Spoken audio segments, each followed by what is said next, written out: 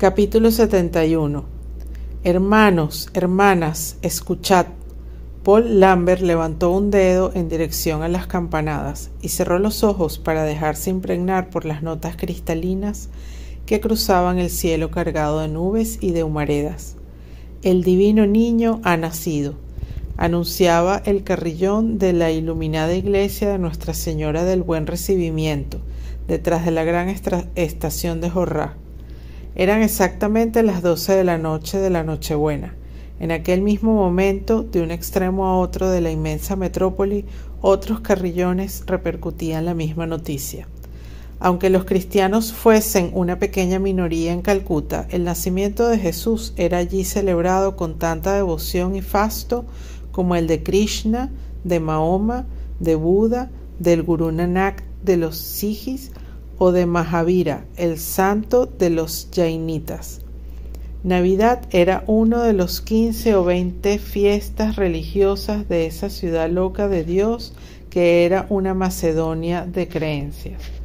Chorreante de guirnaldas y de estrellas luminosas, la iglesia de Nuestra Señora del Buen Recibimiento parecía en las tinieblas un palacio de Maharaja en una noche de coronación. En el patio, a pocos metros de las aceras donde miles de personas sin hogar dormían acurrucados en el frío cortante, un Belén monumental con figuras de tamaño natural reconstruía el nacimiento del Mesías. Una muchedumbre rumorosa y abigarrada, las mujeres con soberbios saris, la cabeza cubierta por velos bordados, los hombres y los niños vestidos como príncipes, llenaba la amplia nave adornada con banderolas y guirnaldas.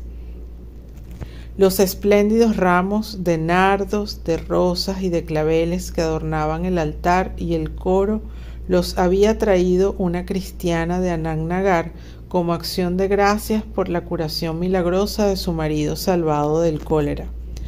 Alrededor de los pilares, entre las innumerables placas que mencionaban los nombres de los ingleses e inglesas enterrados en aquella iglesia desde su construcción 2 siglos atrás, coronas de hojas y de flores formaban un arco triunfal. De pronto, una salva de petardos estremeció la noche. Acompañados por los órganos, todos los fieles entonaron el cántico que celebraba el advenimiento del Hijo de Dios.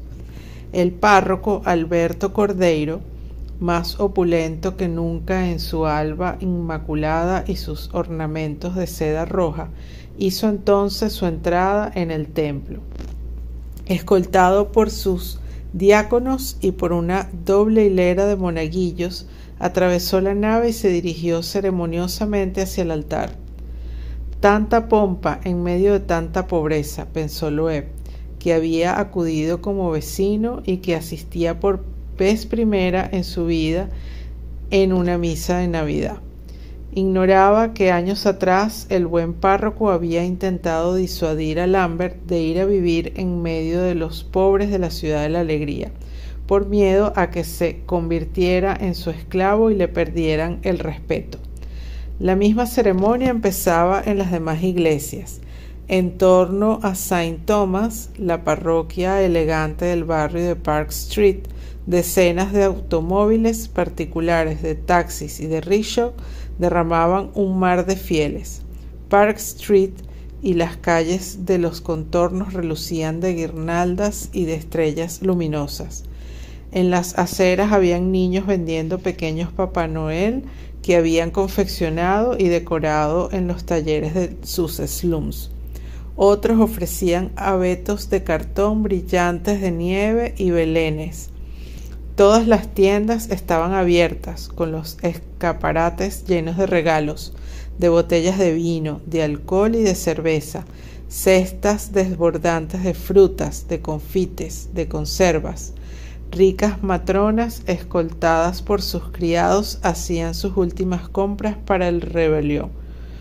Familias enteras asediaban Fluris, la célebre heladería y pastelería. Otros entraban en Peter Cat, en Tandoor o en los restaurantes de Moulin Rouge, de Park Hotel, del Grand Hotel, Este último anunciaba una cena espectáculo con cotillones por 300 rupias por pareja, casi el precio por el que Hazaripal había vendido sus huesos. Pero la Navidad no era algo menos vivo en las callejas de la Ciudad de la Alegría. Guirnaldas de luz y banderolas colgaban por todas partes donde vivían los cristianos. Los altavoces difundían canciones y cánticos. Todas las familias habían blanqueado y adornado su vivienda. Aprovechando una ausencia de Lambert, Margareta había dado una nueva mano de pintura en las paredes de su cuarto, dibujando rangolis en el suelo, dispuesto un pequeño Belén bajo la imagen del Santo Sudario, abierto los evangelios por la página de la Natividad y encendido velas y bastoncillos de incienso. También colgó del techo guirnaldas de claveles y de rosas que formaban una especie de dosel en torno a lo que parecía un altar. Pero el símbolo más hermoso de aquella noche mágica era para los cristianos de Anand Nagar la enorme estrella luminosa que se balanceaba en el extremo de un bambú encima de la chabola de Lambert. El hindú Kasinath y el musulmán Kamruddin tuvieron la idea de izar aquel emblema en el cielo de la Ciudad de la Alegría, como para decir a los desesperados del slum: no volváis a tener miedo, no estáis solos. Esta noche en que ha nacido el Dios de los cristianos, por fin hay entre nosotros un Salvador. El Salvador en cuestión se había puesto de acuerdo con el párroco de Jorrá para pasar aquella noche en medio de sus hermanos, con la cabeza y los hombros envueltos en un chal a causa del intenso frío. Celebraba el misterio de la Eucaristía ante una cincuentena de fieles reunidos en el corralillo de Margareta. ¿Cuántos años habían transcurrido desde su primera misa sobre aquella misma tabla apoyada sobre 2 sillas? 5, 6, 7. ¿Cómo contar el tiempo en este universo sin pasado ni futuro? En ese mundo en el que la vida de tantos hombres se reduce al segundo de supervivencia presente. Al escuchar las canciones y los cánticos que llenaban la noche como una tormenta de monzón, pensó: este campo de concentración es un convento. Muy a menudo se había hecho esta reflexión.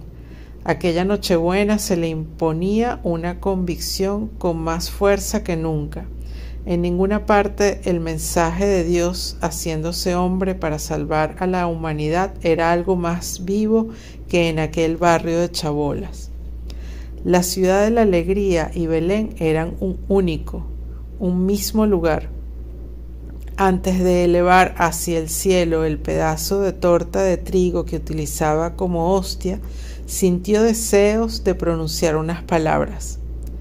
A cualquier hombre le resulta fácil reconocer y glorificar las riquezas del mundo, dijo buscando con la mirada los rostros inundados de sombra. Pero solamente un pobre puede reconocer la riqueza que es la pobreza. Solo un pobre puede reconocer la riqueza que es el sufrimiento. Apenas acababa de decir estas palabras cuando se produjo un extraño fenómeno atmosférico. Primero, una súbita borrasca, luego una masa de aire caliente que se metió en el corralillo arrancando guirnaldas y banderolas, apagando las estrellas luminosas, haciendo volar las tejas. Casi inmediatamente un formidable trueno sacudió la noche. Lambert se preguntó si el monzón no iba a repetirse, pero todo se calmó al cabo de unos segundos. Y porque los pobres son los únicos que pueden conocer esa riqueza, son capaces de rebelarse contra la miseria del mundo, contra la injusticia, contra el sufrimiento del inocente, continuó. Y si Cristo eligió nacer entre los pobres, fue porque quiso que fueran los pobres los que enseñaran al mundo la buena noticia de su mensaje, la buena noticia de su amor por los hombres.